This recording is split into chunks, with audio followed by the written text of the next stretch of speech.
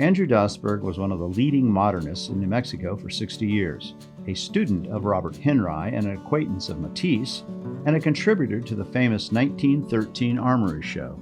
His artistic credentials are sterling and his following devoted. An opinionated and ambitious man, Dasburg made an impact on both American art in general and Southwest art in particular. Dasburg was born in 1887 in Paris and immigrated to America with his widowed mother in 1892, moving to Hell's Kitchen in New York City.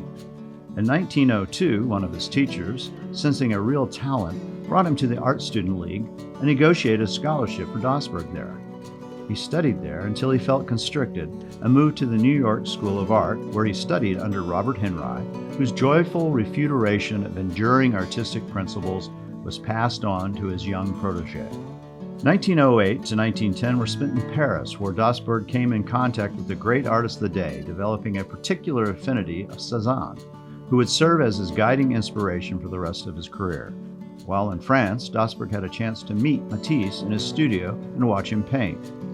He was impressed by the use of line and form to create pieces that had a stylistic flair without seeming forced or contrived.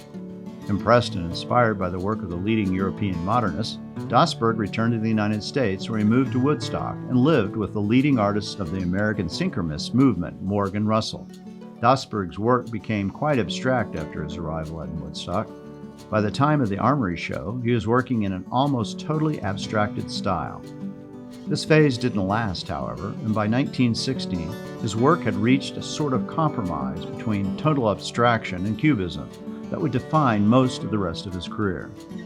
In 1918, Dasburg traveled to Taos for the first time. If he harbored thoughts of further abstraction, they were obliterated by the New Mexico landscape, which dazzled him with its light, people, and natural surroundings.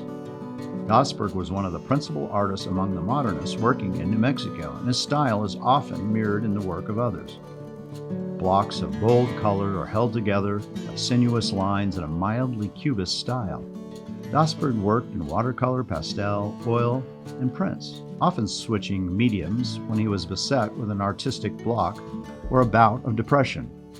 Andrew Dasburg died in his home in Taos, New Mexico on August 13, 1979. He was 92.